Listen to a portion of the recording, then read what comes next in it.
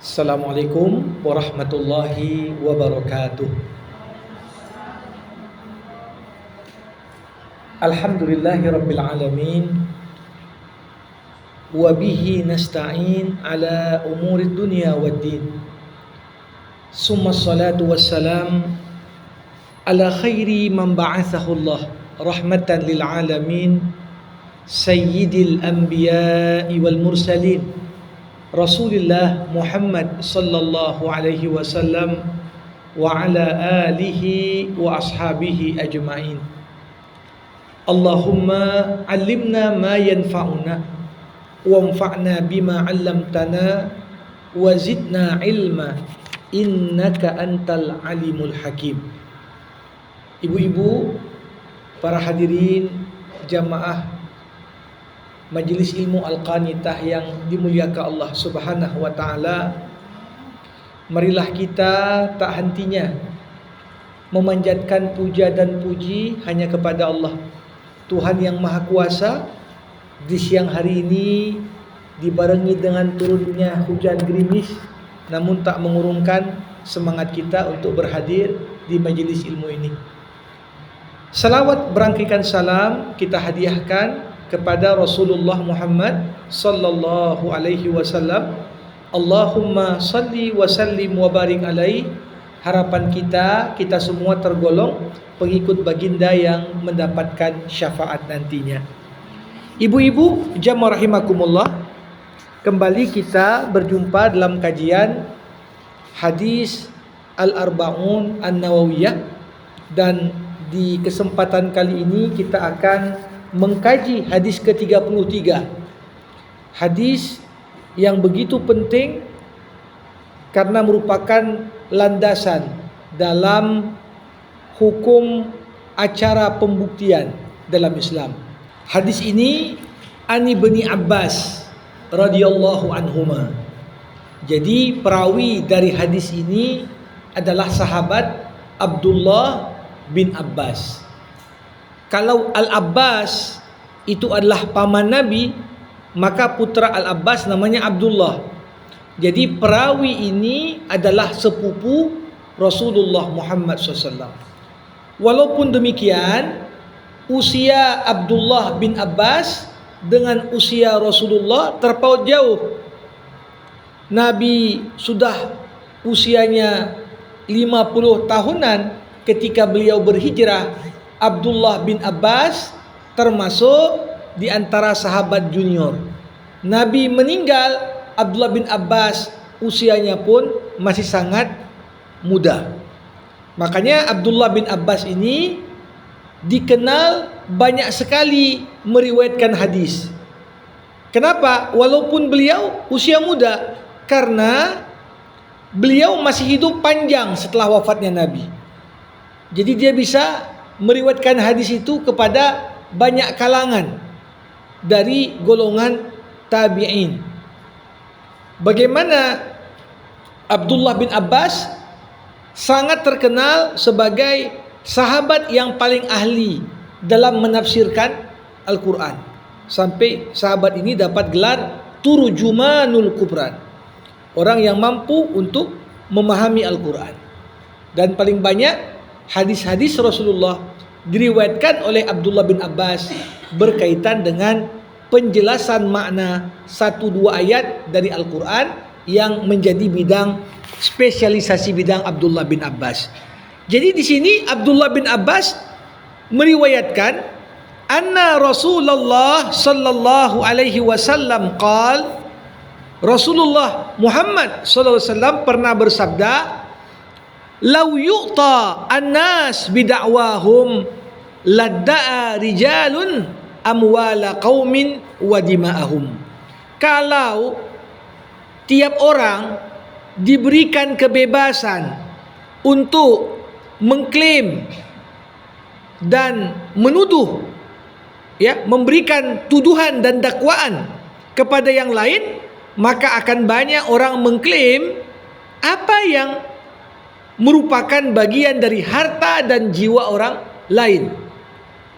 Walakin al-bayyinah 'alal mudda'i wal yamin 'ala man angkar.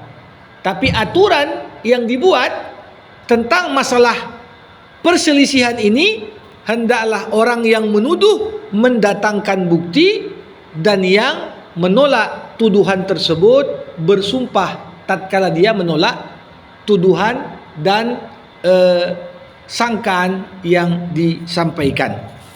Jamaah yang dimuliakan Allah Subhanahu wa taala, hadis ini sesuai dengan lafaz yang tadi kita bacakan, ini diriwayatkan Imam Baihaqi.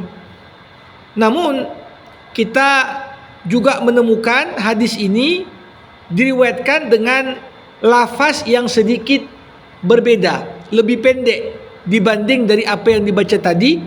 Kita temukan di Sahih Bukhari ada hadis ini, begitu juga dalam Sahih Muslim, ya, tentang Kitabul Aqdiyah, kitab bagaimana berita acara atau hukum acara dalam menyelesaikan masalah di peradilan. Kemudian Imam Abu Dawud juga meriwayatkan dalam sunannya, dan Imam An-Nasai juga meriwayatkan hadis ini, sebagaimana kita temukan Imam At-Tirmizi juga meriwayatkannya. Nah, jamaah rahimakumullah, bisa kita katakan apa yang tadi dibacakan dari teks hadis, hadis ini dianggap sebagai dasar dan landasan dalam banyak sekali hukum, ya, khususnya yang berkaitan dengan persengketaan yang menuntut adanya penyelesaian. Kita semua kan menyadari yang namanya manusia ini makhluk sosial. Sebagai makhluk sosial, tentunya manusia tak mungkin hidup terpisah dari masyarakatnya. Di mana ada manusia, pasti dia membutuhkan manusia yang lain.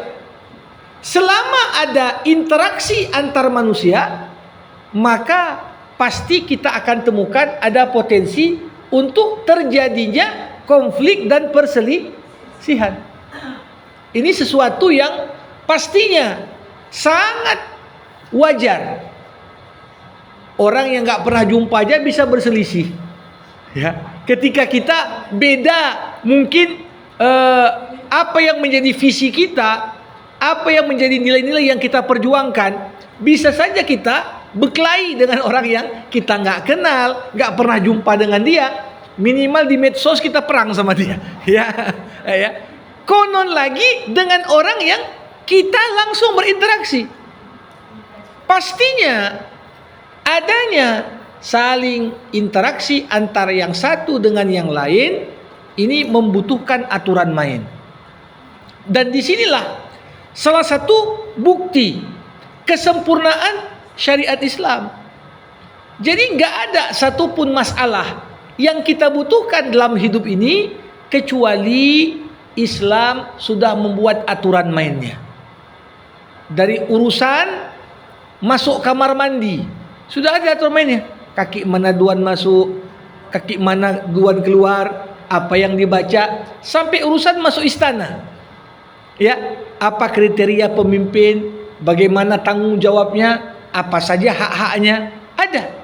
Nah, begitu juga dalam konteks muamalah, hubungan antar manusia, tentunya karena dikatakan kadang-kadang menyelesaikan problem dengan manusia lebih susah dibandingkan menyelesaikan problem sama Allah.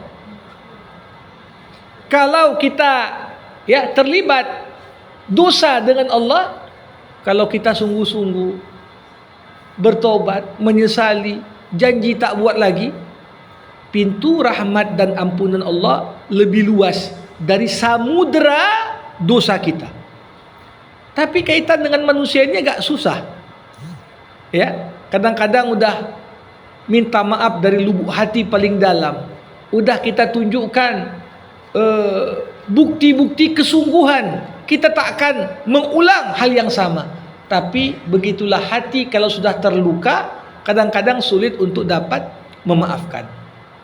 Nah, tentunya di sini kita melihat apa yang akan kita bahas dalam hadis di siang hari ini menjadi kunci. kalau orang berselisih, kalau orang berkonflik, tentunya tidak ada perselisihan, tidak ada konflik kecuali terdiri dari dua pihak. Ada pihak yang menuduh dan ada pihak yang dituduh. Gak mungkin ada konflik kecuali ada yang kita anggap salah. Nah, ada pihak yang nuduh, yang salah kau katanya. Nah, sedangkan pihak yang tertuduh, dia juga mengatakan, aku gak salah kok. Ini bukan salahku. Maka dari itu, bisa kita katakan, hadis ini masuk dalam segala urusan yang berkaitan dengan muamalah, hubungan antar manusia. Yang paling utama tentunya kalau cerita tentang hukum acara, itu hal-hal yang berkaitan dengan kriminal.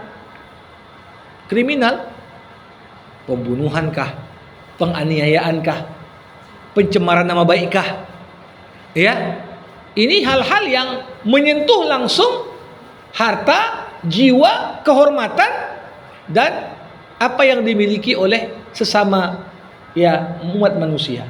Tapi sisi lain, tidak tertutup kemungkinan kita pun berkonflik, bukan hanya masalah pidana, juga masalah perdata, jual beli, ya, utang piutang, ya, sewa menyewa, dan hampir bisa dikatakan tidak ada satupun transaksi yang bernilai ekonomis kecuali ada potensi akan muncul konflik dan persengketaan di kemudian hari. Nah, disinilah betapa ajaran Islam ini sangat realistis. Ketika Rasulullah Muhammad SAW mengawali ya hadis ini dengan mengatakan, sekiranya tiap orang diberikan kebebasan untuk mengaku-ngaku, untuk menuduh pihak lain. Karena zaman sekarang ini kita hidup di zaman di mana banyak orang memahami apa yang kita sebut dengan hak asasi manusia dalam batasan yang kebablasan. Semua orang ya ngaku ya mana hak asasi manusia. Mau yang termasuk penjahat paling kelas kakap, pedofil pun ya pemburu yang merusak bahkan predator anak-anak di bawah umur, ini ngaku juga ya, ini kan saya ada hak asasi manusia juga.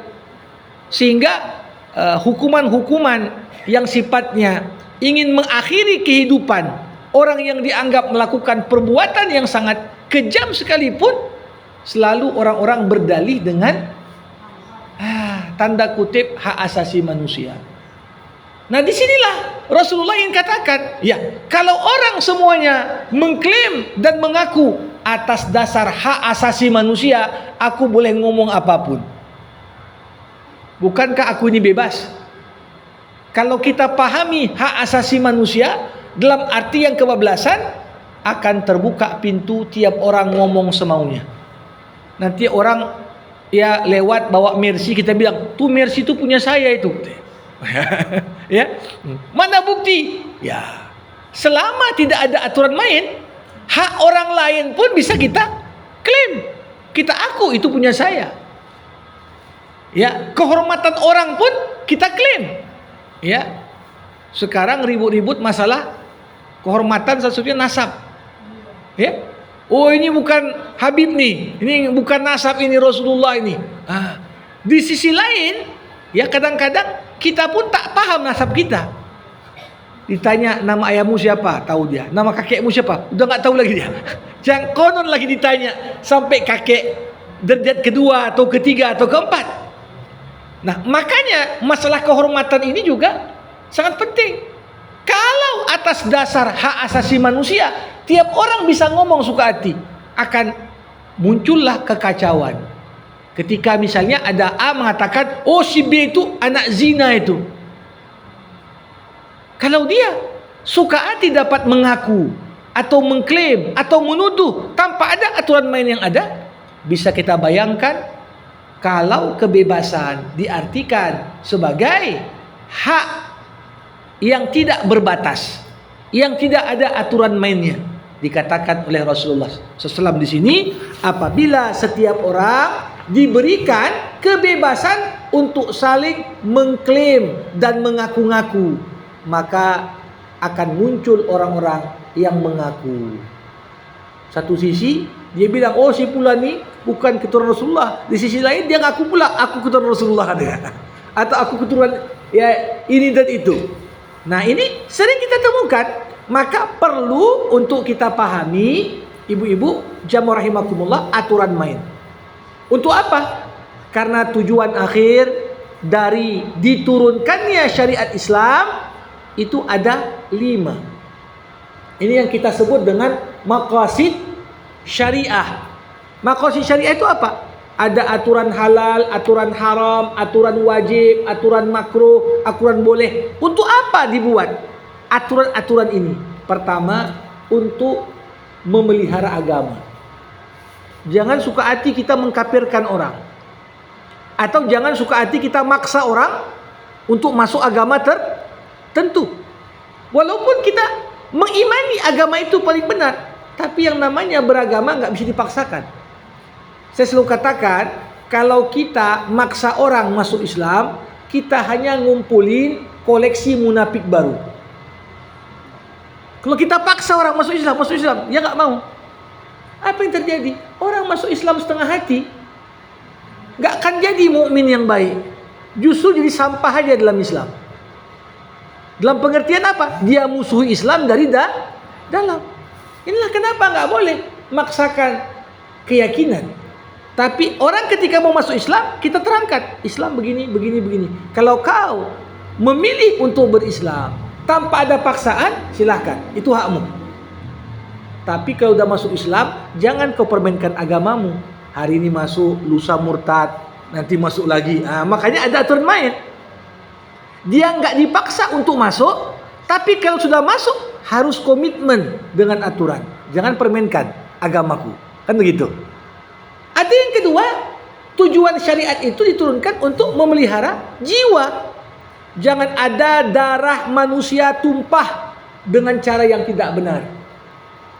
Bahkan tak boleh manusia itu menumpahkan darahnya sendiri. Boleh nggak bunuh diri? Nggak boleh.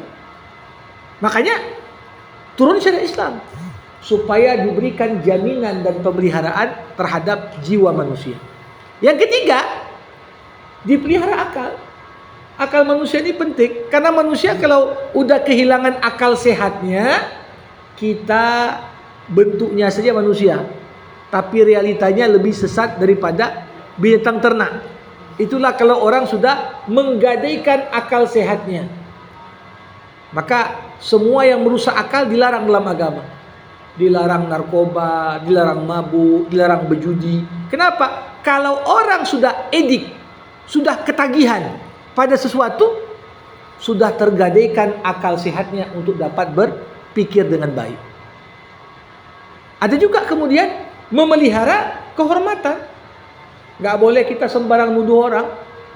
Nuduh si fulan berzina, ada aturan main. Kalau kau nuduh tanpa bukti, yang menuduh justru kena hukuman. Begitu juga syariat Islam diturunkan untuk memelihara harta benda. Ya, jangan kita ambil harta orang lain dengan cara yang tidak dibenarkan. Jangan kita rebut harta orang tanpa ada prosedur dan mekanisme suka sama suka. Jual beli nggak boleh dipaksa. Sewa menyewa nggak boleh paksa. Harus ada kerelaan di situ. Nah, maka dari itu dikatakan oleh Rasulullah di pembuka hadis ini, kalau sekiranya tiap orang diberikan kebebasan tanpa batas, apa yang terjadi? Akan dihadapkan dengan tantangan besar dua hal. Harta manusia, kehormatan manusia, ini akan tergadaikan. Kalau tiap orang suka hati ngomong, macam zaman sekarang lah. Kadang-kadang perluas kota atau bangun ibu kota baru, datang dia, kau tak punya surat tanah. Padahal udah sebelum merdeka dah tinggal di situ dia. Ya, Tiba-tiba ditanya, mana surat tanahmu? Kalau tak ada, ini punya kami, negara punya. Maka seharusnya berlaku aturan main yang disebutkan di sini, yang akan kita lihat nanti. Ya, di sisi lain, ketika seorang ditanya, kau warga negara apa? Udah lahir di sini dia. Tiba-tiba kadang gak ada KTP. Di sisi lain, yang ada KTP gak pernah lahir di sini, dia dianggap warga negara, misalnya. Nah, ini begitu banyak hal yang berkaitan dengan harta, kehormatan, yang merupakan bagian dari esensi hak asasi manusia juga. Apa hak dasar manusia? Terlindungi harta benda milik kita. Gak boleh orang lain ngerampas dengan sembarangan. Terlindungi kehormatan kita. Tak boleh orang menuduh kita sembarangan. Inilah yang kemudian menjadi dasar lahirnya aturan ini. Apa bunyi aturan dalam Islam? Dikatakan Rasulullah, al-bayyinatu 'alal mudda'i wal yamin 'ala man angkar. Hendaklah orang yang menuduh menghadirkan bukti, hendaklah orang yang menyangkal bersumpah. Jadi jamaah rahimakumullah, kalau kita perhatikan kaedah yang disampaikan Nabi ini terdiri dari dua bagian. Yang pertama apa? Bagi pihak yang menuduh, hendaklah dia menghadirkan saksi. Saksi inilah yang kita sebut dengan bukti. Orang mau menuduh, kalau dikatakan, ini mobil ini punyaku. Apa bukti itu punyamu? Sedangkan yang bawa mobil itu bukan kau. Kalau dihadirkan, tengok nih BPKB-nya namaku. Berarti klaim dia diterima. Kan begitu. Tapi kalau semua rumah orang, kita katakan, itu rumahku itu. Apa buktinya? Apa buktinya? Apakah buktinya itu sifatnya bukti-bukti material? Surat tanahnya ada, sertifikatnya nama dia memang ada. Atau termasuk dalam bentuk bukti adalah kesaksian.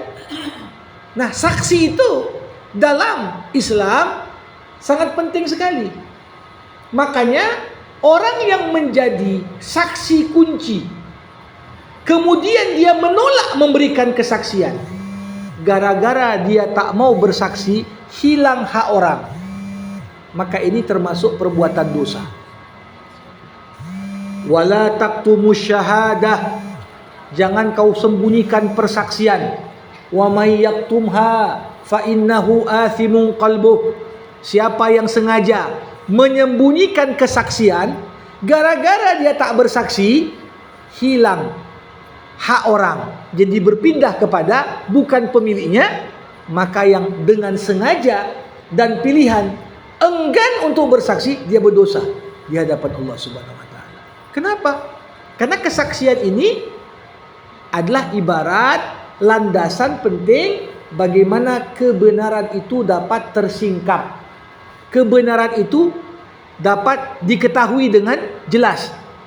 Makanya kita ini disuruh, ya, kalau memang tahu dan kalau memang kita menganggap kesaksian kita itu sangat menentukan, maka janganlah seorang itu kemudian enggan untuk bersaksi. Jadi kadang-kadang kalau yang lihat banyak, ya mungkin kalau sudah ada sebagian yang bersaksi, sifatnya menjadi apa? Fardu kifayah. Udah ada yang bersaksi, ya udah aku nggak perlu lagi.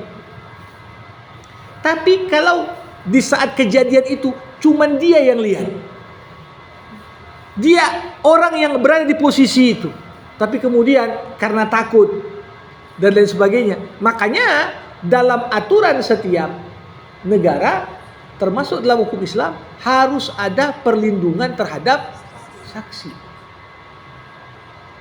Dan saksi ini yang kadang-kadang ditekan, ditakut-takuti, diancam. Kenapa? Ini yang menjadi kunci. Sesuatu yang tampak salah bisa jadi benar gara-gara saksi. Dan dalam agama, saksi ini juga Penting sekali. Kalau kita perhatikan di dalam syariat Islam, kasus-kasus yang ada dibagi kesaksian di dalamnya menjadi 4 kelompok. Jadi apapun bentuk konflik, sengketa yang ada dalam Islam itu dibagi menjadi 4 kelompok. Kelompok pertama, ini kasus yang paling berat ini. Apa bukti ini kasus paling berat? Dibutuhkan sampai 4 orang saksi. Kalau kurang dari 4, maka yang 3 bersaksi kurang tadi, yang 3-3 ini pun kena hukum. Karena dianggap dia bermufakat untuk berdusta. Jadi kasus apa yang membutuhkan saksi harus 4? Kasus dalam konteks pembuktian adanya perzinahan.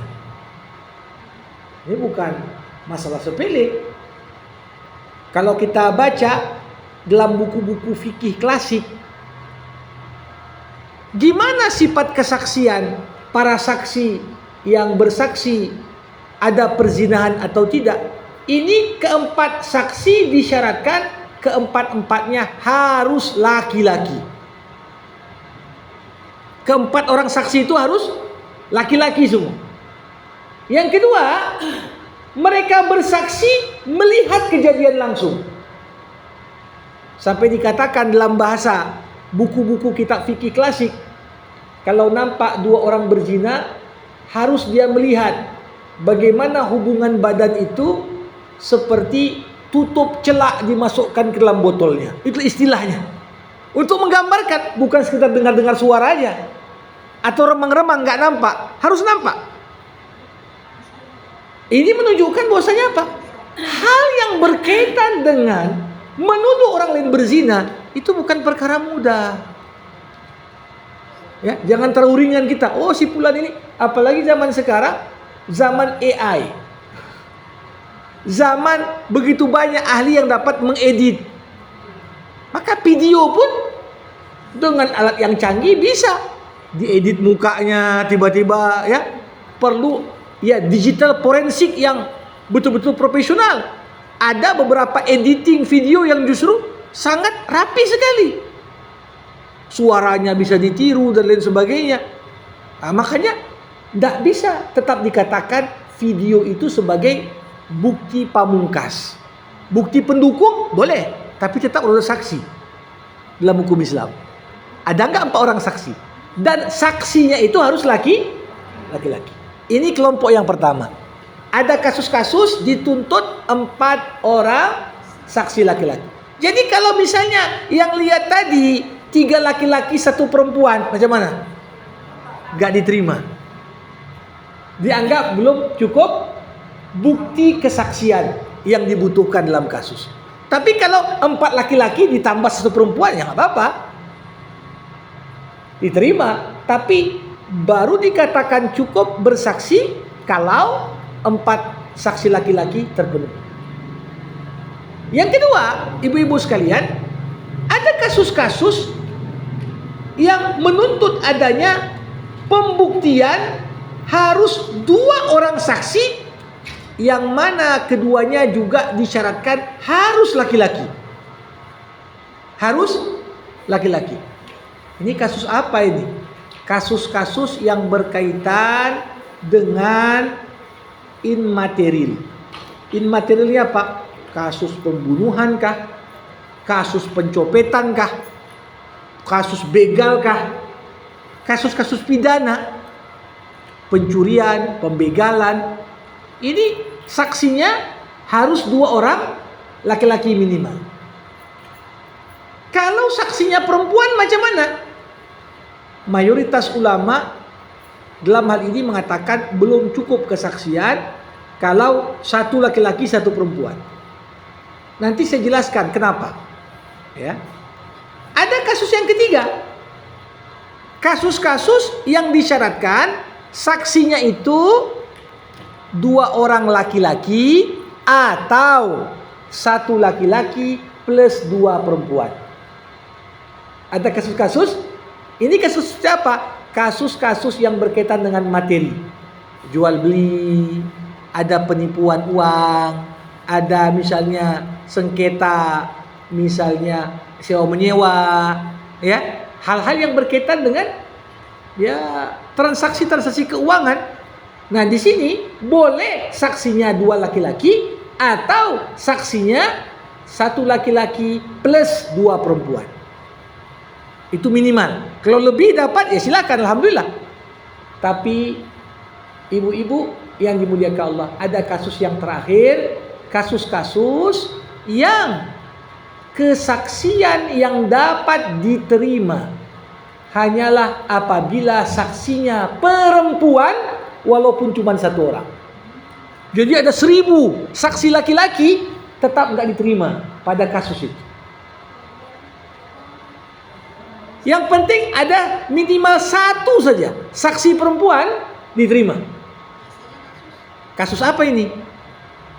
Ini kasus-kasus yang pada umumnya berkaitan dengan masalah kewanitaan. Misalnya cerita ini masih perawan atau tidak, misalnya, ya, atau kasus pernah terjadi di zaman Nabi. Ada 2 orang sudah nikah, tiba-tiba datang seorang wanita datang ke rumah orang itu. Kau nikah sama ini dulu suamimu ini aku yang susukan juga, katanya. Kau pun anak susuku. Sehingga barulah ketahuan setelah menikah, ternyata yang menikah ini adalah saudara sepersusuan.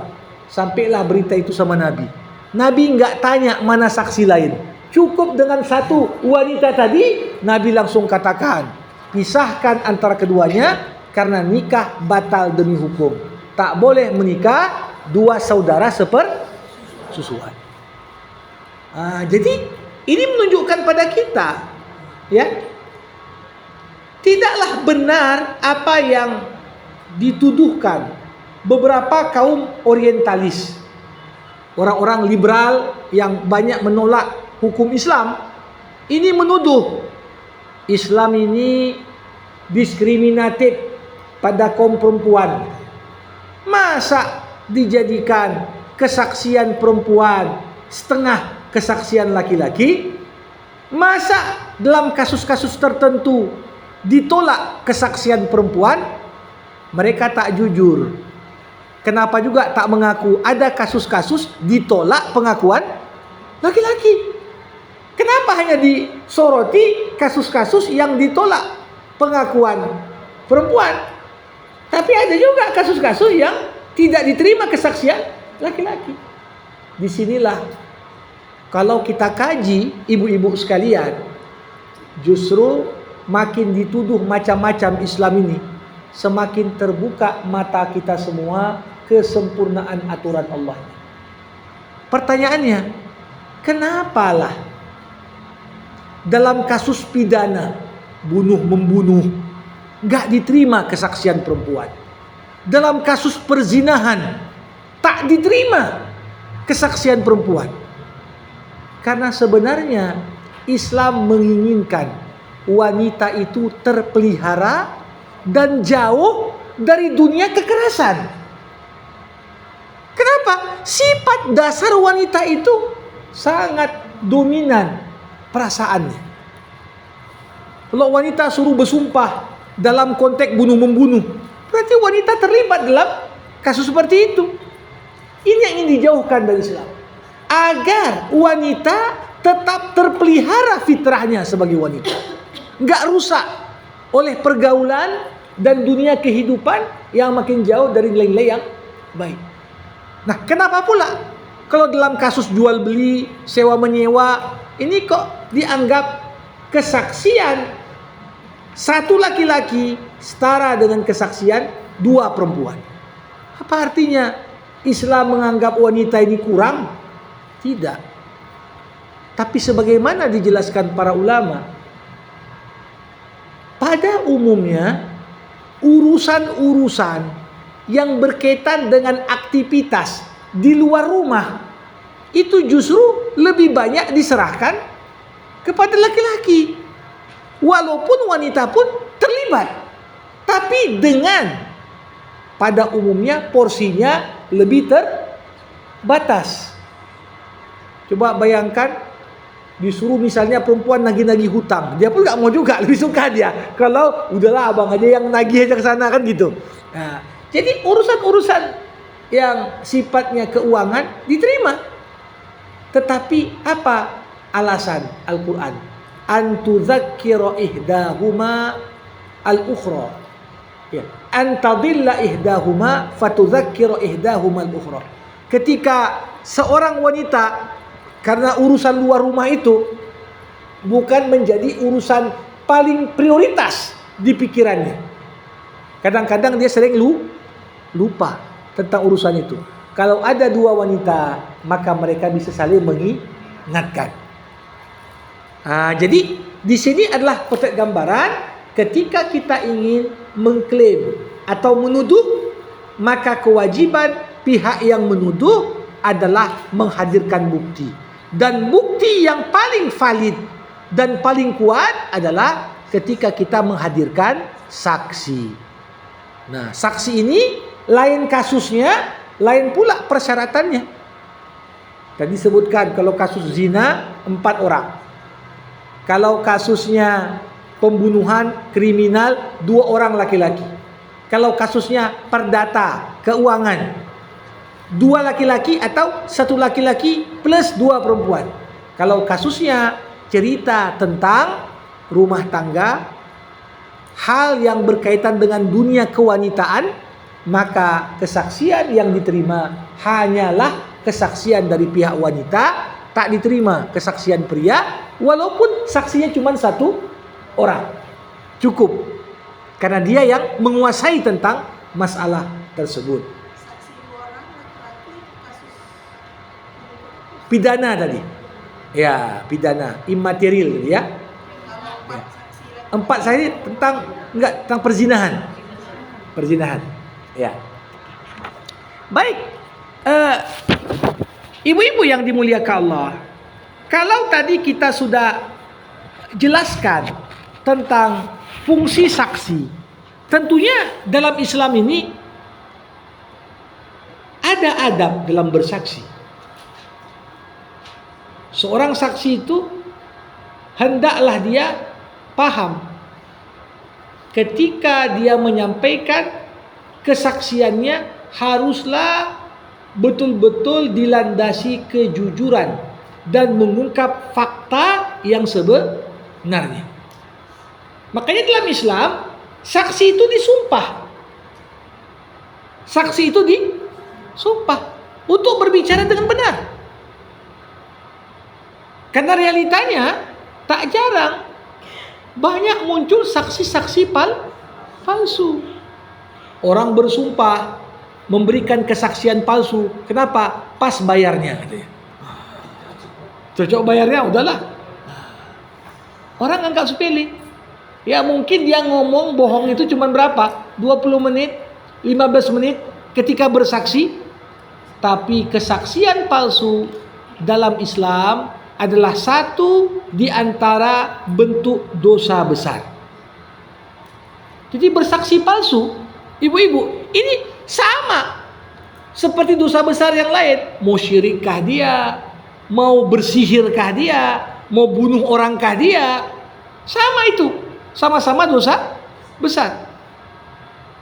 Kenapa? Karena ketika seorang bersaksi dengan dusta, sesungguhnya dia sedang membunuh kebenaran itu sendiri. Jadi yang bersaksi palsu ini sama seperti dosa membunuh kebenaran. Ya. Maka dari itu kita melihat ada hadis Nabi yang mengatakan al-yamin al-ghamus.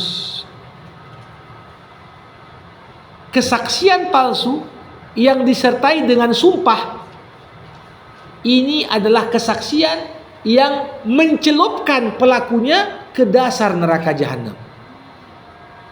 Jadi ketika kita bersaksi palsu, saksi palsu ini namanya ghamus, dicelupkan kita ke dasar neraka jahanam. Na'udzubillah. Nah, Kenapa? Ya karena memang terbuka kemungkinan bisa aja orang yang nggak takut Allah untuk bersaksi palsu. Apa yang tak bisa dibuat sekarang?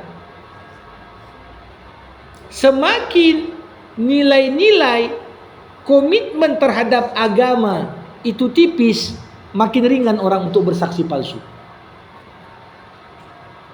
Ya. Nah, ini kalau kita perhatikan. Maka dari itu, ya, dalam hal ini kita melihat di sisi yang lain bagaimana saksi ini harus jujur. Dan saksi harus bersumpah dengan nama Allah. Ya. Jamaah rahimakumullah. Bagaimana kalau sekiranya yang menuduh saksinya kurang? Apakah kurangnya saksi dalam hukum Islam dapat digantikan dengan sumpah? Misalnya, saya nuduh orang berzina. Saksi saya cuma 3. Saksi keempat gak ada. Karena kurang 1, saya bilang, udahlah, saya bersumpah aja. Saya nengok memang si fulan itu berzina. Boleh enggak? Imam Abu Hanifah membolehkan, tapi mayoritas ulama yang lain mengatakan enggak boleh. Karena saklek pembuktian itu harus dilakukan oleh orang yang menuduh. Dia enggak diminta untuk bersaksi, untuk bersumpah, tapi dia diminta untuk menghadirkan saksi. Kalau saksinya kurang, dianggap belum cukup landasan dia untuk menuduh pihak yang tertuduh. Maka tentunya hakim, kalau ada orang nuduh, pertama ditanya, mana saksimu? Mana buktimu?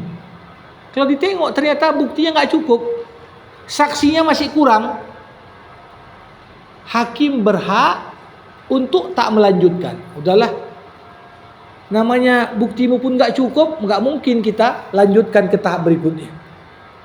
Ya.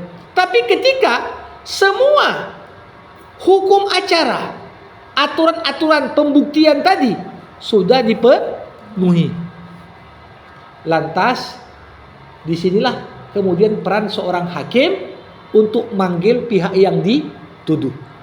Si fulan menuduhmu dengan tuduhan ini. Saksinya pun udah lengkap. Pembuktiannya juga sudah ada. Maka langkah berikutnya, inilah bagian kedua dari kaidah tadi. Wal yaminu ala man angkar. Bagi yang tertuduh, maka dia diminta untuk bersumpah. Kau terima enggak tuduhan dia bahwasanya kau mencurinya? Oh, aku enggak terima. Siap enggak kau bersumpah? Siap. Demi Allah, aku tak mencuri ya mobil ini dari dia misalnya. Oke. Setelah itu barulah 2 bukti ditimbang. Apakah bukti si penggugat lebih kuat? Apakah bukti yang digugat lebih kuat?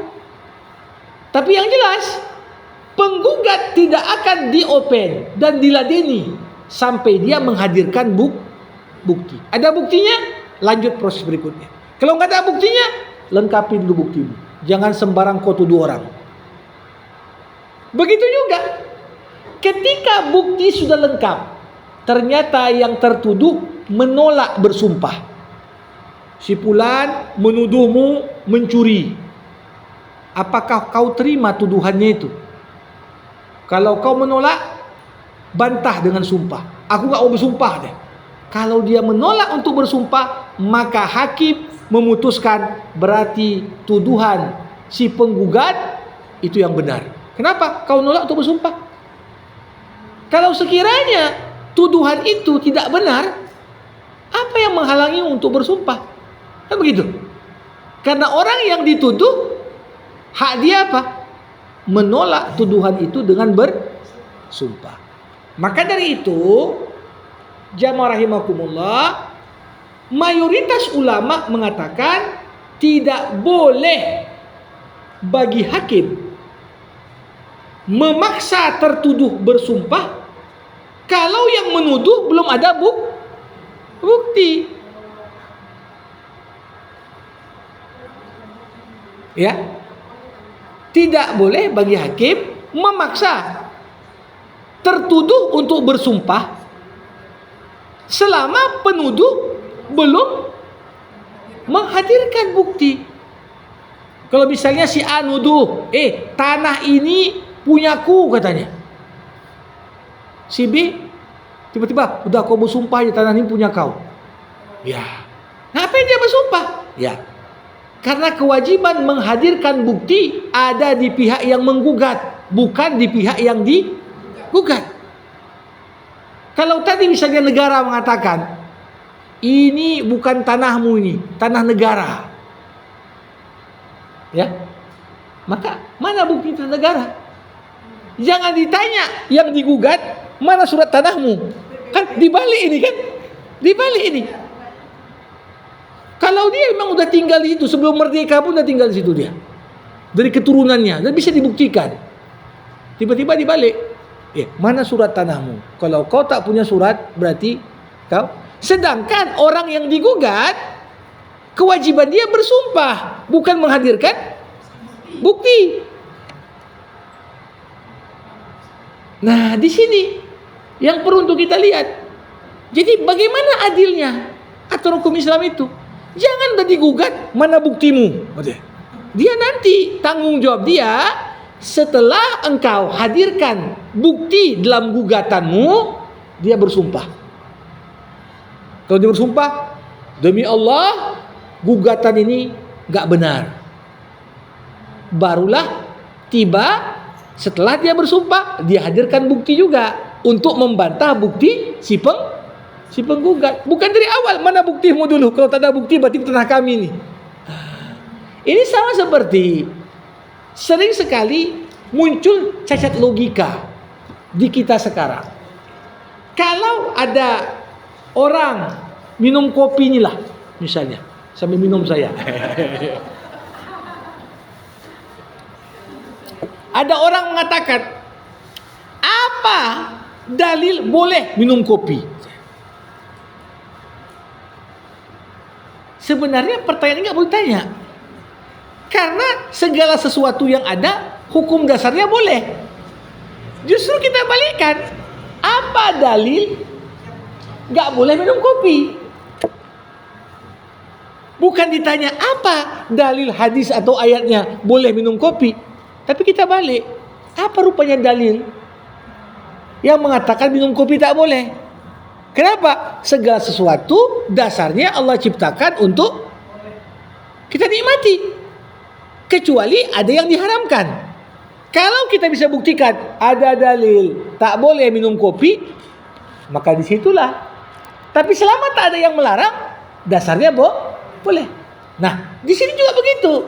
Orang yang dituduh jangan dimintai bukti selama yang menuduh belum menghadirkan bukti dan saksi dalam tuduhannya. Nah, jadi di sini kita lihat bagaimana landasan hukum yang diajarkan Rasulullah, dan ini menjadi landasan bagaimana berhukum acara dalam Islam.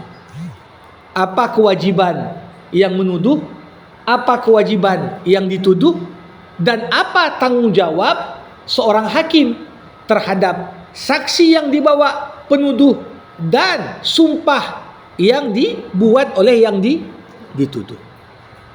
Nah, ibu-ibu jamaah rahimakumullah,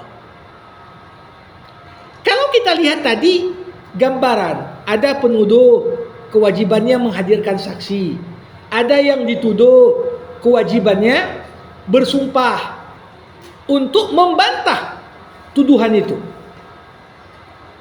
Disinilah kemudian letak pentingnya seorang hakim. Letak pentingnya seorang hakim. Karena hakim dia harus memutuskan perkara berdasarkan bukti-bukti zahir yang nampak. Bukti-bukti zahir. Apa pengertian zahir? Yang namanya manusia, ibu-ibu, kalau ada kasus, kita menghukum berdasarkan bukti yang nampak. Apakah hakim disuruh untuk membedah hati penuduh dan yang dituduh? Itu bukan urusan dia. Karena urusan hati itu urusan Allah. Makanya dalam Islam dikatakan nahkumu bidzahir wallah yatawalla sarair. Kita memutuskan berdasarkan apa yang terlihat, tapi Allah yang mengurus apa yang tak terlihat. Jadi artinya apa? Misalnya yang nuduh bayar saksi palsu. Bayar saksi palsu. Ketika diminta bukti, ada buktinya. Walaupun bukti itu bodong. Tapi dengan profesionalitasnya, wah begitu ahli dia dalam bersaksi palsu tadi, meyakinkan si orang hakim. Meyakinkan kali cakap ibu ini misalnya. Meyakinkan kali saksi ini. Lantas, berdasarkan bukti yang nampak, walaupun udah dibantah sama yang dituduh dengan bersumpah, tapi karena dia merasa saksi itu begitu kuat kesaksiannya, diputuskanlah berdasarkan kesaksian yang nampak tadi, walaupun pada hakikatnya itu dusta. Apa hukumnya? Nah, selama si hakim tadi mengetahui yang benar dalam batas kemampuannya dan memutuskan sesuai dengan keadilan yang dimampunya, maka dia lepas dari tanggung jawab itu. Makanya dikatakan dalam sebuah hadis, hakim itu ada 3 kelompok. Ini hadis Nabi. Hakim itu ada 3 kelompok. 1 kelompok hakim masuk surga. 2 kelompok hakim masuk neraka. Jadi ada hakim masuk surga. Siapa hakim yang masuk surga? Man arafal haqqa wa qadha bihi. Hakim yang masuk surga adalah hakim yang mengetahui kebenaran dan memutuskan dengan cara yang benar. Hakim mengetahui yang benar dan memutuskan dengan yang benar. Inilah yang masuk surga. Sedangkan 2 kelompok lagi yang masuk neraka, siapa? Kelompok pertama hakim yang masuk neraka, man arafal haq walam yaqdi bihi. Hakim yang tahu mana yang benar, tapi dia dengan sengaja tak memutuskan dengan benar. Kenapa? Mungkin dapat sogokan juga dia. Disogok juga dia. Atau dia dalam hal ini di bawah ancaman. Kalau kau tak putuskan begini, nyawa keluargamu taruhannya. Nah, ini dia juga dalam kondisi nggak bisa dia objektif, karena takut dia. Bisa saja keluarganya jadi korban. Maka dia pun putuskan menyelisihi yang benar, walaupun dia tahu itu salah. Diputuskan memenangkan yang salah. Gimana? Ini masuk neraka juga. Siapa yang tahu mana yang benar, tapi tidak dia putuskan sesuai yang benar, ini kelompok pertama dari hakim yang masuk neraka. Yang kedua,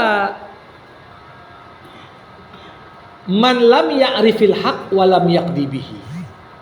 Hakim yang enggak tahu mana yang benar dan dia putuskan dengan tidak benar. Jadi inilah hakim yang tak kompeten. Hakim yang tidak punya kapabilitas. Istilah orang hakim titipan mungkin. Dari sisi kemampuan nggak pandai dia, belum layak jadi hakim. Tapi karena ini mungkin putusannya putusan politik, sampailah ke situ dia. Dari sisi kemampuan masih banyak orang yang lebih ahli dibandingkan dia, tapi diletakkan dia di sana, maka dia tak tahu cara menggali kebenaran dan dia putuskan pun bukan dengan yang benar. Ini juga masuk dalam neraka. Jadi makanya kadang-kadang, mohon maaf, tapi orang-orang tua dulu banyak juga kalau ada anak perempuannya, jangan laku kawin sama hakim. Kenapa? 2/3 masuk neraka. Nah, kita tidak menggeneralisir semua, Tapi begitulah realita gambaran betapa krusialnya. Ya, tapi hakim-hakim yang baik masih ada. Jangan pula kita anggap semua masuk neraka, tidak. Tapi begitulah seorang hakim. Makanya dalam agama, seorang yang memutuskan perkara, kalau dia benar dapat 2 pahala. Kalau dia salah dapat 1 pahala. 1 pahala dapat, bukan dapat dosa. Selama dia memutuskan dengan integritas, dengan keilmuan yang dia miliki, dengan kejujuran, salah pun putusannya tetap dapat 1 pahala. Karena begini, ibu-ibu sekalian, Al-Quranul Karim menceritakan pada kita, hakim ini pun banyak levelnya. Setinggi-tingginya hakim ini bukan sekedar hakim yang cerdas dan pandai, tapi hakim yang bijaksana. Nabi Daud alaihissalam ini seorang hakim. Anaknya Sulaiman seorang hakim juga. Tapi Allah Subhanahu wa taala mengatakan fafahamnaha Sulaiman. Kami berikan pemahaman dalam memutuskan perkara pada Sulaiman lebih tinggi daripada ayahnya. Jadi jangan kita anggap, oh ini masih muda, ini tak ada ini. Enggak. Kadang-kadang Allah berikan hikmah kebijaksanaan pada seorang hakim yang membuatnya mampu menggali kebenaran lebih dalam daripada yang lain. Dulu dikisahkan di zaman Daud alaihissalam ada 2 orang bertetangga. Tetangga pertama seorang petani. Tetangga kedua seorang peternak. Jadi suatu hari ternak tetangga kedua ini masuklah ke lahan pertanian si tetangga pertama. Kambingnya masuk dan merusak sawah dari tetangganya. Maka akhirnya mengadulah si tetangga yang dirugikan tadi kepada Daud alaihissalam. Nabi Daud, ini sawahku habis rusak, dibuat oleh tetanggaku ini. Hewan ternaknya masuk ke dalam lahanku. Aku minta keadilan. Maka Daud pun memanggil keduanya. Setelah mendengar apa yang menjadi tuduhan dan bantahan dari kedua belah pihak, akhirnya Daud memutuskan perkara. Apa putusan Daud? Daud mengatakan, sebagai ganti rugi ternakmu itu kau kasih sama tetanggamu sebagai ganti rugi sawahnya yang rusak. Jadi ganti rugi sawah rusak dengan cara apa? Tetangga ngasih binatang ternaknya kepada. Nah, ini tentunya keputusan ini kalau dilihat adil nggak? Ya adil. Tapi ternyata Sulaiman ketika mendengar putusan si ayah, dia masuk. Ayah, aku punya pandangan yang jauh lebih bijaksana daripada ini. Kenapa? Kalau kita kasihlah kambing si peternak kepada yang punya sawah, si peternak kan nggak punya kerjaan. Dia kehilangan sumber pendapatan. Maka Sulaiman mengatakan, caranya begini. Diputuskanlah oleh Sulaiman,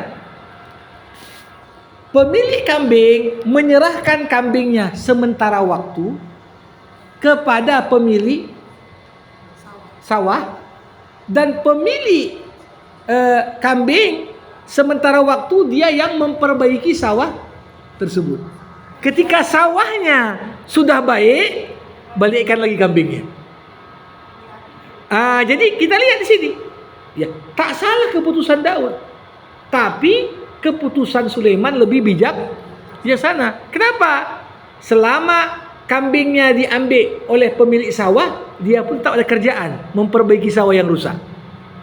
Dan kambingnya akan kembali lagi ke dia kalau sawah itu sudah baik kembali. Sama seperti kisah juga Sulaiman alaihissalam dihadapkan dengan 2 orang wanita yang saling menggugat di depannya, memperebutkan seorang anak. Seorang anak ini, anak bayi ini sama-sama diperebutkan oleh dua orang wanita. Ini anakku, ini anakku.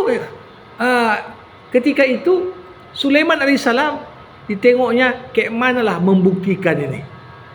Maka dia pun katakan, kalau gitu gini aja lah, biarlah anak ini kita bagi dua aja.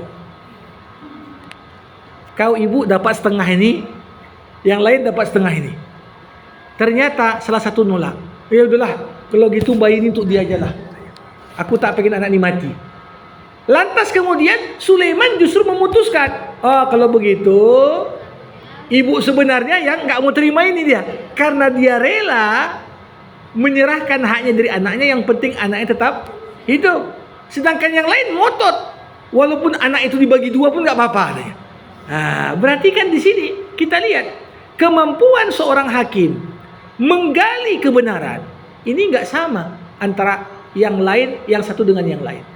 Nabi Muhammad SAW pernah dihadapkan dengan dua orang sahabat yang saling menggugat. Nabi berkata, innakum takhtasimuna alai wa la'alla ba'dakum alhanu bihujjatihi minal akhar wa kuntu aqdi ala ma asma faman qadaitu lahu bighairi haqqihi fa innama qata'tu lahu qit'atan minan nar. Nabi berkata, kalian bersengketa di depanku. Mungkin di antara penggugat dan yang digugat ini ada yang lebih fasih ngomongnya, lebih pandai beretorika dibanding yang lain. Dengan kemampuan dia berbahasa tadi bisa mempengaruhi keputusan hakim. Satu, ngomongnya meyakinkan sekali, macam Hotman Paris misalnya dia. ya. Sedangkan yang lain mungkin agak gagok-gagok dia. Belum tentu yang lancar ngomongnya itu yang betul. Belum tentu yang terbata-bata membela diri itu salah. Belum tentu.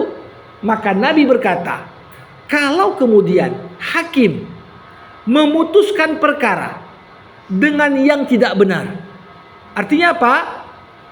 Dibilang yang salah jadi benar, yang benar jadi salah. Nabi berkata, sesungguhnya jangan senang dulu yang menang.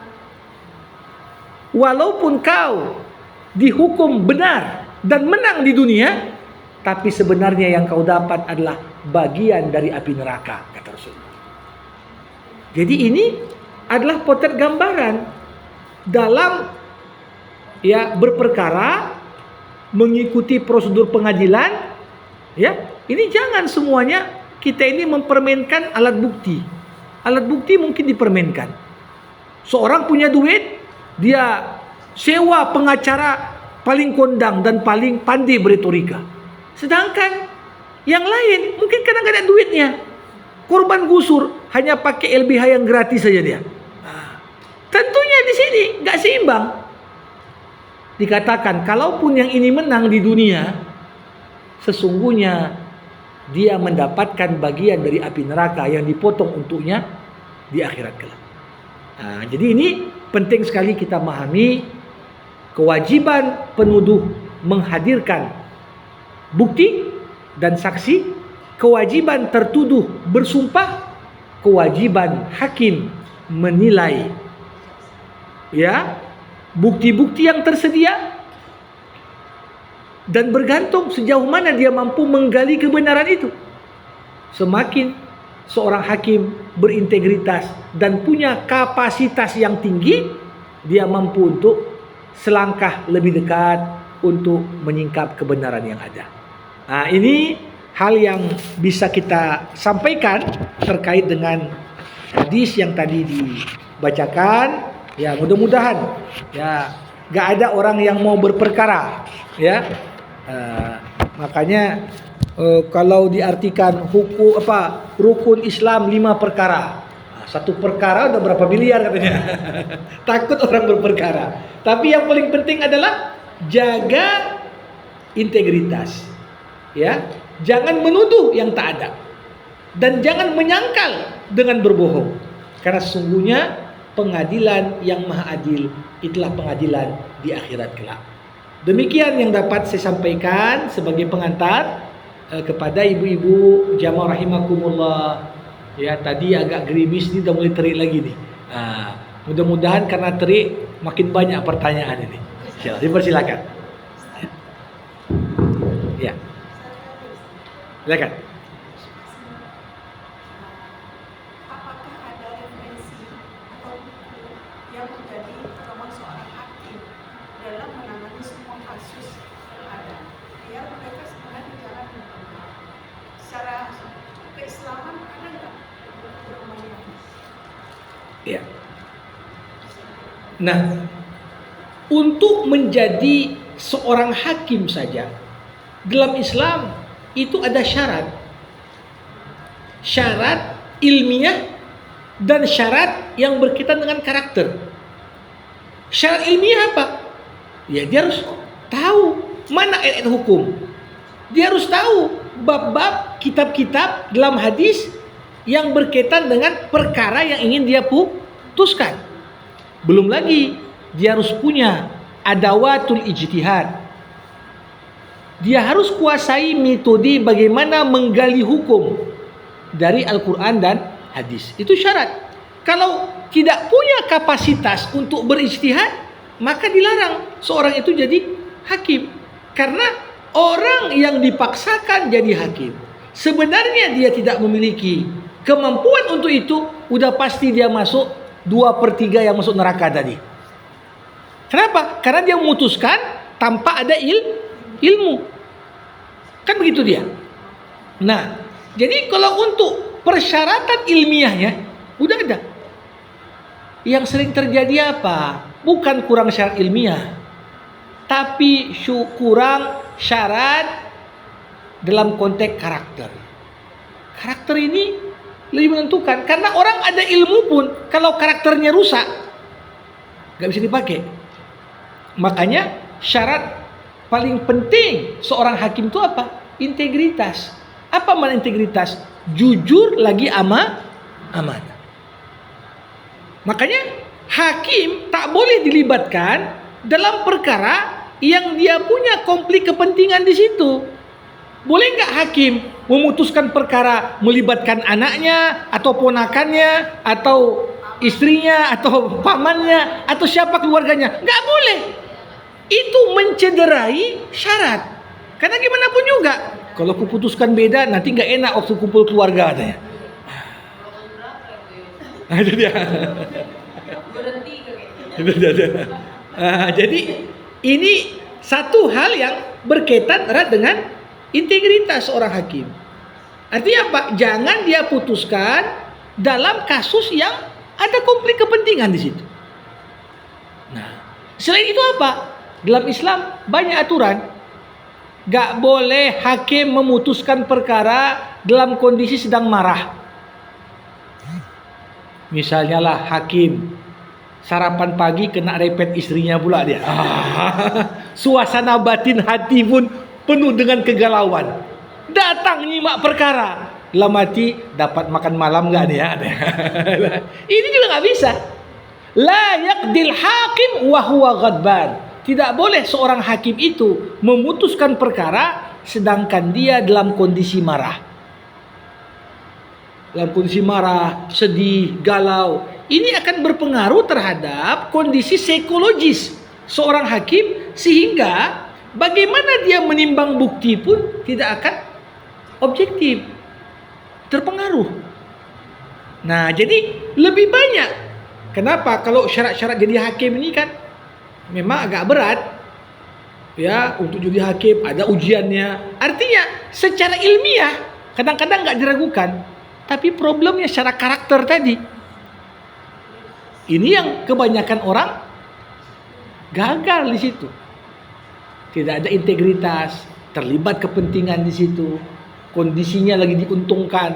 Ya, kenapa tak boleh sogok menyogok? Ini juga, ya pasti. Coba bayangkan.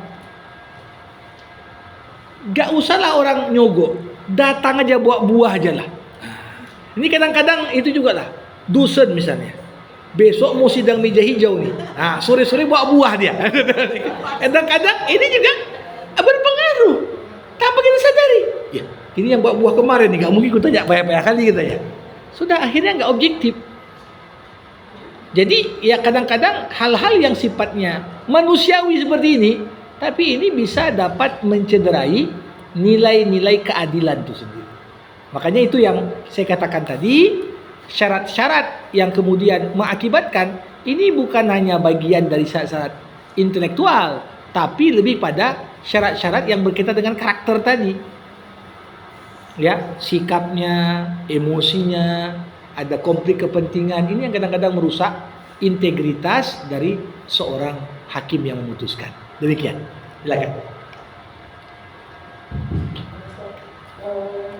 Sedikit nanya tentang peradilan di kita ini kan hukumnya kan masih ada juga hukum kolonial. Ya. Terus bagaimana hakim-hakim kita misalnya dia mau menjalankan yang syariat itu tapi bertentangan dengan undang-undang yang ada gitu kan? Ya. Dia memutuskannya. Bagaimana hakim itu gitu? Maksudnya Ya. secara undang-undangnya itu harus ini gitu. Ya, Padahal ya, ya. secara syariatnya bertentangan Ya, gitu. ya, ya. Jadi kita yang Islam ini gimana? Yang Ya. kalau pengadilan agama udah lah kalau. Ya. Tapi kan pengadilan negeri, Ya, ya. kan hakim-hakim Islam itu juga banyak. Ya. Ya. Ibu-ibu yang dimuliakan Allah, itu di surah Al-Maidah memang ada 3 ayat yang disebutkan beriringan. Siapa yang tak berhukum dengan hukum Allah, mereka itulah orang zalim. Siapa yang tak berhukum dengan hukum Allah, mereka lah orang fasik. Siapa yang tak berhukum dengan hukum Allah, mereka lah orang kafir. Nah, ini apakah dalam kondisi yang seperti ibu gambarkan, mereka masuk dalam kondisi itu? Tentunya para ulama mencoba memahami ayat tadi dan menyampaikan beberapa poin. Ada orang tak berhukum dengan aturan syariah dan Allah. Ini ketika dia tak berhukum, motif dia tak berhukum itu banyak. Pertama, dia tak berhukum karena dalam pandangan dia hukum syariat itu udah kadaluarsa. Syariat itu nggak relevan lagi dengan kondisi sekarang. Syariat itu nggak adil atau dituduhkan syariat itu barbar dan lain sebagainya.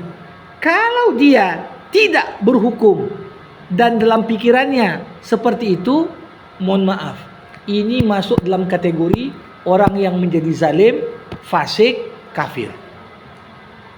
Tapi misalnya dia sebagai muslim tahu dia hukum paling betul hukum buatan Allah juga dia nih. Tapi kayak mana lah, aku pun sekolah dulu fakultas hukum, belajar hukum Belanda ini juga ya. Sampai sekarang pun itu juga yang diterapkan. Ya. Dia memutuskan berdasarkan itu ya, tapi dalam hatinya dia bilang, ya aku putuskan walaupun aku tahu hukum ini tak betul juga. Tapi karena aturan negara menjadikan itu sebagai aturan resmi, dia putuskan. Tapi dalam hatinya tak membantah hukum Islam. Maka di sini dia dalam pengertian tak bertanggung jawab secara sepenuhnya. Makanya yang paling bertanggung jawab siapa? Pemimpin tertinggi. Karena semua atribut hukum dari atas sampai bawah ini kan kemudian diterapkan berdasarkan apa? Ya, kebijakan dari seorang kepala. Maka dari itu disinilah kenapa penting kita sebagai muslim itu memperjuangkan seorang pemimpin yang kita nilai punya visi, mau memperjuangkan nilai-nilai itu. Walaupun kita tahu gak mungkin merubahnya itu seperti membalikkan telapak tangan, tapi secara bertahap mengintegrasikan nilai-nilai keislaman dalam aturan-aturan main yang ada secara bertahap. Itu sudah merupakan perjuangan luar biasa. Nah, jadi di sini sehingga kalau dikatakan selama seorang tak menerapkan hukum Islam, Namun dia tak ingkari hukum Islam itu. Cuma dia merasa kayak manalah nih, ini bukan kewenanganku. Aku tak mungkin memutuskan di luar sistem hukum yang diberlakukan di sini. Tapi dalam hatinya dia berharap suatu saat ya mudah-mudahan dimasukkanlah nilai-nilai Islam dalam revisi, misalnya kitab undang-undang hukum pidana misalnya, atau masuk kitab undang-undang hukum perdata dan lain sebagainya. Nah, ini tentunya dua hal yang tak boleh kita samakan. Nah, demikian. Jadi, nah, Misalnya gitu, sampai istilahnya gitu, sampai kita pensiun atau apa ya kita makan juga dari situ gitu. Gimana dari segi ya ini kan problem ya gini. Ini kan seorang hakim tadi, dia kewenangannya hanya memberikan putusan hukum dalam batas aturan yang ada. Dia kan terikat dengan aturan itu. Nah, tetapi dalam membuat pertimbangan-pertimbangan ini ada peran nilai-nilai agama di sana. Nilai adil, nilai berbuat baik, itu kan dipengaruhi oleh seberapa hakim ini dipengaruhi oleh agamanya. Mau yang tertulis begini, tapi kalau nilai yang diperjuangkannya adalah nilai adil, ihsan, nilai-nilai yang ada dalam Islam, mau nggak mau akan dekat juga, walaupun nggak sepenuhnya. Tapi kalau dia nggak percaya dengan keadilan versi Islam itu, nggak percaya dengan ihsan, ya hanya sekedar kita membedah teks-teks saja. Ya, makanya kan ya kita sering dipertontonkan antara orang yang sekedar mengkaji undang-undang dengan orang yang mengkaji substansi undang-undang. Macam sengketa pilpres lah. Kalau tengok di pasal-pasalnya ya mungkin orang textbook. Berdasarkan aturan gini, ini bukan kewenangan misalnya. Ya, tapi sisi lain orang kan nggak hanya menggali berdasarkan apa yang tertulis, tapi setiap aturan itu ada nilai yang menjiwainya. Nah, nilai itu termasuklah bagian kalau dia seorang muslim, nilai-nilai Islam itu akan mewarnai cara dia berpikir, cara dia bertindak, itu yang masuk ke sana, substansinya tadi. Nah, makanya waktu dihapus 7 kata dalam Piagam Jakarta, ya, kewajiban umat Islam menjalankan syariat. Nah, setelah dihapus, Presiden Soekarno pun tetap mengatakan ketika itu, ya, kita kalau mau memahami Pancasila, ini nggak bisa lepas dari Piagam Jakarta. Kenapa? Karena memang Pancasila bentuk akhir, ya ini kan kompromi nih. Gimana supaya yang minoritas Kristen tidak ya memisahkan diri, ya udah kata-kata ketuhanan dengan kewajiban tadi gantikan yang Maha Esa. Nah, tapi dalam menafsirkan isi Pancasila ini kan kembali lagi, kalau dia seorang muslim ya dia pahami Pancasila itu dalam batasan nilai Islam. Sila pertama qul huwallahu ahad katanya. Nah, kan begitu kan? Sila kedua begitu juga, semuanya bisa. Nanti orang yang liberal memahami juga tiap sila berdasarkan nilai yang dia yakini. Nanti ada orang dari agama yang berbeda, dia pahami juga berdasarkan nilai-nilai yang dia yakini tadi. Nah, makanya kita yang disayangkan apa? Dia muslim, tapi memahami Pancasila nggak sesuai nilai Islam. Ini yang bahaya. Nah, kalau orang non muslim nggak mungkin kita paksakan dia memahami sesuai dengan nilai Islam. Nah, demikian. Silakan yang lain. Ya.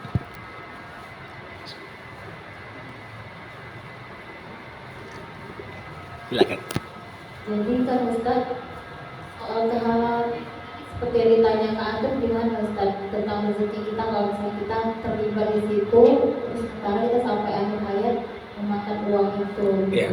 Terus kemudian kan Ustaz, kan setelah kita pelajari seperti ini, kita akhirnya tahu bahwa sangat besar resikonya menjadi hakim atau jaksa ini Ya. lebih banyak mudaratnya sepertinya ya Ustaz, menjerumuskan kita ke api neraka. Nah tapi kan kalau tidak sekolah di bidang itu juga tentu mungkin kita membutuhkan hakim kan Ustaz. Betul. Betul. Nah itu gimana Ustaz? Ya. Ya. Begini. Seperti para ulama dulu menjelaskan, apa hukum berfatwa bagi seorang ulama misalnya. Ada yang mengatakan hukum fatwa itu boleh. Kapan boleh? Kalau sekiranya dia nggak berfatwa, masih ada yang lain berfatwa, ya boleh bagi dia. Tapi misalnya kalau kasus itu cuman dia yang paham, cuman dia yang kuasai, maka hukum berfatwa baginya adalah wajib. Tapi seperti itu juga, ini kebutuhan akan hakim, kebutuhan akan jaksa selalu terbuka. Kalau orang baik semuanya menghindar jadi hakim, berkumpullah orang-orang yang mau mempermainkan hukum, kan begitu. Nah, jadi ada kebutuhan di sana. Nah, tapi tentunya bagaimana hukum dia tadi dikatakan hukum rezeki yang dia makan di situ macam mana? Di sini harus kita pahami.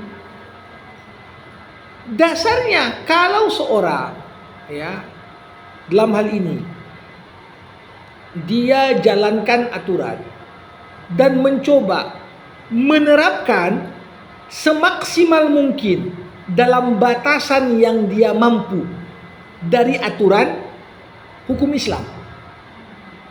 Dari aturan hukum Islam. Karena begini, aturan perdata, aturan pidana, ini kan pasti ada yang sejalan, ada yang nggak sejalan. Ada yang saling melengkapi. Kan begitu? Saya katakan tadi, tidak semua keputusan-keputusan itu letterleks dengan bunyi pasal. Dengan aturan-aturan yang tertulis. Ada ruang bagi seorang hakim membuat pertimbangan. Pertimbangan ini diwarnai oleh nilai yang dia yakini, nilai yang dia perjuangkan. Kalau dia tadi dalam kapasitas batasan yang dia mampu mencoba semaksimal mungkin memperjuangkan nilai yang dia yakini berdekatan dengan syariat Islam, maka insya Allah ini bagian dari jihad dia di situ. Tapi kalau dia masuk ke sana dengan alasan, ya ini kan bukan negara Islam ini, aku ikut arus sajalah. Ini lambat laun orang yang masuk seperti itu, ya lambat laun dia pun akan menolak hukum Islam. Nah, kalau sudah sampai pada tahapan seperti ini, baiknya dia jujur sama Allah. Lambat laun bisa saja penghasilan dia pun menjadi haram. Kenapa? Nggak ada nilai perjuangan dia lagi di situ. Tapi kalau dia masuk dengan niat tadi apa? Kalau nggak ada lah orang masuk di sini, siapa lagi yang memperjuangkan? Nah, maka saya selalu katakan, apapun profesi, kalau kau jujur sama Allah, Allah pasti jujur kepadamu. Ya, tapi kalau kita lambat laun menyerah dengan kondisi dan keadaan, bahkan terkesan kita mencari pembenaran terhadap kondisi, lebih baik kita tinggalkan itu. Karena lambat laun kita juga akan masuk pada circle tadi yang pada akhirnya kita ikut terkontaminasi. Ya, jadi saya tak bisa berikan jawaban umum, ya, karena ini kondisinya beda-beda deh. Kalau kita katakan jangan masuk proses hukum semua, gawat juga ya. Sedangkan membutuhkan masyarakat ini orang-orang yang berintegritas masuk situ. Kalau yang semua tujuannya pada duit kan susah juga kita. Tapi sisi lain harus ada ketika dia masuk ke sana yang memperjuangkan. Dan coba bayangkan di zaman dulu saja ketika hukumnya masih syariah semua. Berapa banyak ulama yang nolak diangkat menjadi hakim? Imam Abu Hanifah menolak diangkat jadi hakim, sampai dipukuli di penjara. Kenapa? Karena dia tahu, aku jadi hakim pun gak akan lepas putusan pengadilan dari intervensi penguasa ketika itu. Walaupun masih dipakai hukum syariah. Kan begitu? Nah, Imam Malik itu sampai sholatnya pun gak bersedekap lagi. Gini sholatnya. Kenapa? Dipukuli Imam Malik karena menolak jabatan hakim dan menolak dijadikan bukunya Muwatta sebagai referensi dalam memutuskan hukum. Karena dia katakan, ya ini kan gak mau aku mazhabku dipaksa untuk semua orang, katanya. Jadi begitulah karakter orang-orang di waktu itu. Artinya tekanan itu ya pasti ada. Nah, di era artinya penegakan supremasi hukum saja ada aja bentuk-bentuk itu. Apalagi di era ya kekuasaan, negara kekuasaan bukan negara hukum istilah orang sekarang. Ya, yang berlaku itu ya yang berkuasa yang bisa mendikte hukum yang diterapkan. Nauzubillah. Demikian. Silakan. Silakan. Ya. Jadi kan misalnya masalah harta gono gini Pak Ustaz. Iya. Kan ada satu pihak menyatakan bahwa harta gono gini itu tidak ada. Bahwa ya istri itu ya kasih harta misalnya. Terjadilah perceraian. Terjadi perceraian, misalnya istrinya diberikanlah hadiah. Iya. Ya, misalnya berapa M diberikan. Iya. Harta suami T gitu kan. Iya, iya. Kalau dibagi mungkin dia bisa dapat T. Nah, tapi kita sebagai perempuan sudah diberi pun kita nggak puas hati juga karena perceraian kita pasti ada. Terus kita menggugat lah ke pengadilan, sementara kita kan tahu bahwa ada hukum konfirmasi Islam. Iya. Dibagi dua Ustaz. Menang. Ternyata menanglah kita Ustaz dengan hukum itu. Menanglah kita. Berarti kan kita legal secara negara. Iya. Legal bahwa dibagilah harta itu jadi dua untuk kita dapat berapa T. Apakah halal buat saya dengan menggugat itu gitu?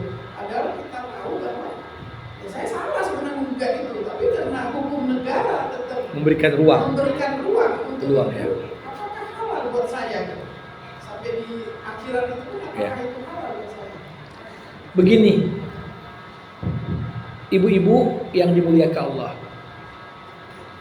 Sebenarnya kalau kita terapkan syariat ini secara komprehensif, kita akan rasakan keadilan Islam.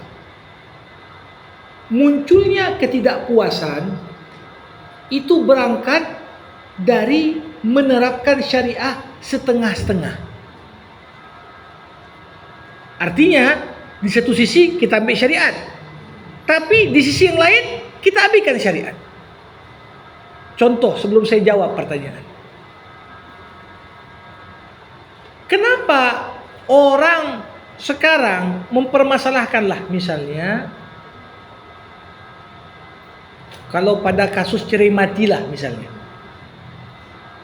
Meninggal suami ya, maka hartanya pun dibagikan ya.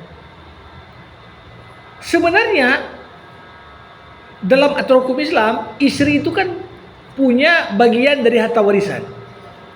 Berapa? 1/8 kalau punya anak. Kalau nggak ada anak 1/4, ya kan? Nah, tapi kenapa orang juga nuntut ini nggak cukup lah 1/4 sedikit kali?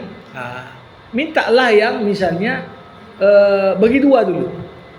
Ya, baru kemudian dari setengah bagian suami ada bagian dia lagi 1/8 atau 1/4. Nah, munculnya hal ini karena memang nilai-nilai yang berkembang di tengah masyarakat nggak menerapkan juga aturan Islam. Apa bukti saya katakan demikian? Ya, berapa banyak ibu meninggal ayahnya, harta dibagikan untuk anak, kemudian anaknya pun untuk nafkah bulan maknya pun tak diurus lagi. Nah, sehingga ibu merasa, oh kalau gitu jangan dibagi dulu lah, tunggu aku meninggal dulu baru kan bagi, katanya. Kenapa sikap itu terjadi? Karena si ibu tahu, ini kalian sibuk menerapkan syariat, tapi habis itu nggak kalian terapkan syariat yang lain, kewajiban anak menafkahi orang tua. Nah, jadi muncullah ini kan namanya ijtihad.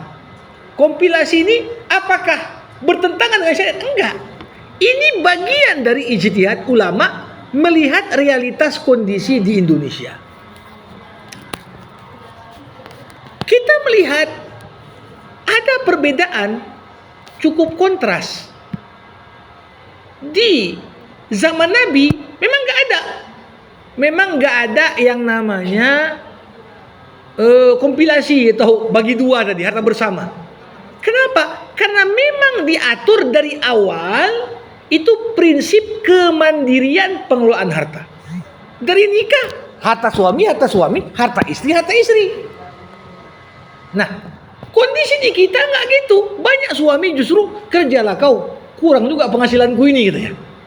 Jadi istri pun disuruh kerja, yang sebenarnya hasil kerja istri itu adalah hak dia sebenarnya. Suami minta ikut bayar KPR lah katanya, ikut cicil mobil lah. Nah, jadi kalau dituntut sesuai syariat, ini pun udah nggak syariat. Nah, jadi kenapa lahir itu menyikapi ya betapa dirugikannya sosok kaum wanita. Rumah dia bantu nyicil, ini dia bantu nyicil, tiba-tiba itu diklaim karena nama suami itu bukan milik dia.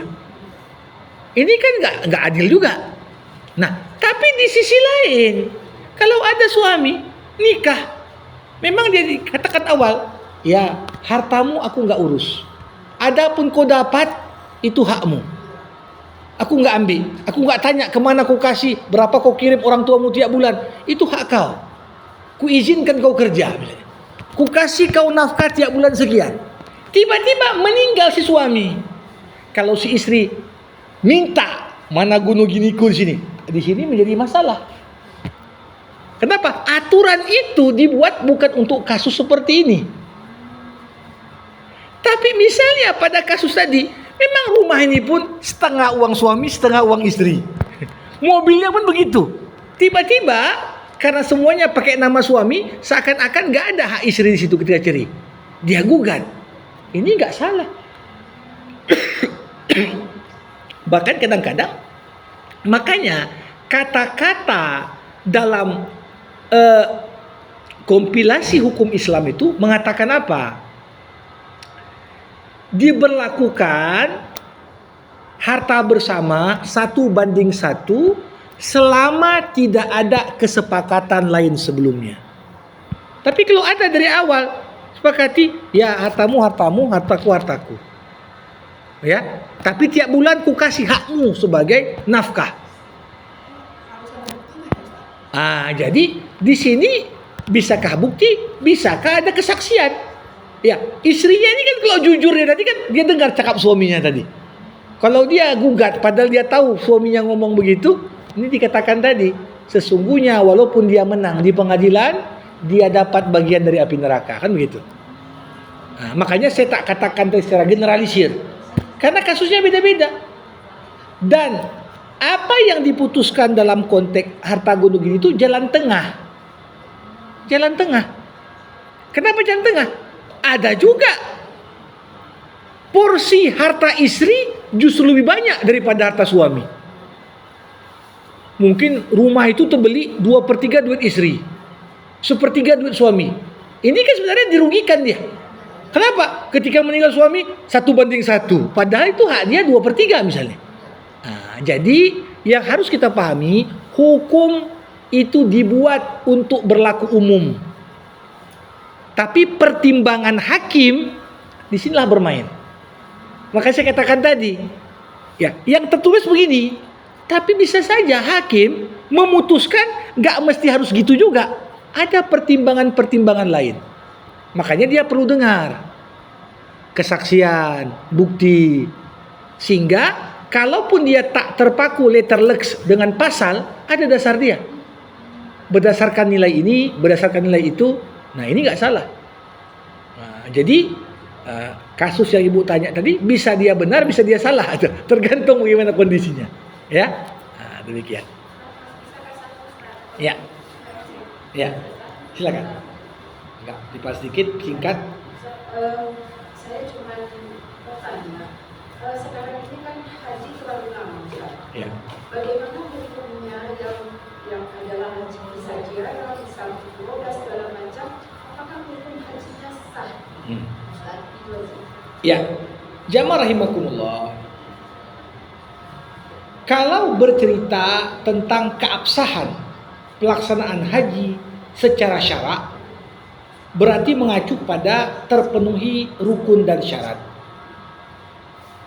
Kalau cerita legal tak legal, itu bercerita tentang bagaimana seorang menaati dan mematuhi peraturan yang dibuat manusia. Nah, problem kita saat ini, ya ini kan juga jadi sorotan sekarang. Ditambah kuota haji, kok oleh Kemenak dialihkan pula ke VVIP dan sebagainya. Nah, ini berarti berjualan juga. Nah, di sini satu sisi orang, ya boleh jadi dia sudah terpenuhi syarat wajib bagi haji. Nah, ketika dia pakai cara-cara tadi, misalnya pergi dia pisah umroh masuk sana, ya pada dasarnya kalau dengan pertimbangan maslahat, artinya ada yang memang nangani di sana, tak terlantar dia dan sebagainya, pada dasarnya itu enggak mempengaruhi keabsahan hajinya. Ya. Nah, tapi kalau sampai ya aturan tersebut malah membuat dia, macam ada orang pergi pakai paspornya pun paspor negara lain misalnya, bodong dan sebagainya. Nah, ini tentunya malah nyusahkan diri sendiri. Nah, jadi itu yang perlu untuk dilihat dari sisi jangan kita ambil satu keputusan untuk melakukan satu amal ibadah tapi malah menyusahkan kita. Nah, realitanya ini memang kondisi kita tak ideal sekarang. Kenapa? Saya katakan tadi, penyelenggara pun banyak jadi pemain juga itu dia. Nah, tidak dia. Ya. Misalnya pakai visa ziarah, Ya. kita di sana ada yang kurus. Ya. Pada dasarnya selama tidak berpengaruh pada enggak sah, kenapa? Enggak ada cap Kemenak, itu enggak. Nah, enggak sampai begitu dia. Nah, tapi artinya di sana di sini ya dana talangan inilah bisa kita katakan salah satu penyebab dasar ngantri kita panjang ini. Sampai sekarang ini kita ngantri. Kenapa? Karena dasarnya orang itu kan berhaji bagi yang mampu. Dengan dana talangan ketika daftar dia belum mampu, tapi ditalangi dulu. Nah, jadi sehingga yang terjadi tidak terpenuhi saat daftar sebenarnya syarat istitoah. Tapi karena ditalangi baru keluar porsi 10 tahun ke depan, dia sanggup. Ya, pertama satu sisi kalau dikatakan ya dana talangan ini kalau dilihat secara aturan ya hukumnya boleh saja karena membantu orang. Cuma memaksakan diri yang pada akhirnya menyulitkan. Ini bukan berarti aturan secara syarak tak boleh haji, tapi kalau kita memaksakan sebelum kita mampu, yang pada akhirnya justru membuat orang mampu jadi tak bisa berangkat. Nah, ini juga ada dampak duniawinya. Nah, tapi kalau dibuat ada yang memerintahkan dan negara pun memfasilitasi, macam mana? Ya nggak bisa kita katakan haram karena ini kan bantuan untuk bisa melakukan yang baik, ibadah. Nah, cuma perlulah dipikirkan dalam pengertian kebijakan tadi. Jangan membuat baik tapi dampaknya itu justru lebih banyak mudaratnya. Demikian. Ya. Baik ibu-ibu, ya kita akhiri majelis ilmu kita dengan doa. Alhamdulillahirabbil alamin, hamdan yuwafi ni'amah wa yukafi'u mazidah.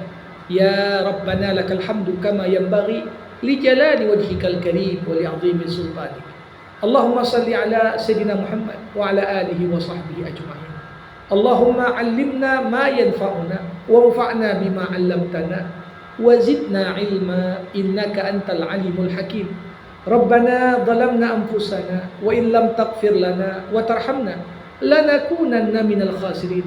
Allahumma khtim lana bihusnil khatimah wa la takhtim alaina illa bihusnil khatimah. Rabbana zalamna anfusana wa in lam taghfir lana wa tarhamna lanakunanna minal khasirin. Rabbana atina fid dunya hasanah wa fil akhirati hasanah wa qina adzabannar. Wa sallallahu ala sayyidina Muhammad wa ala alihi wa sahbihi ajma'in. Walhamdulillahi rabbil alamin.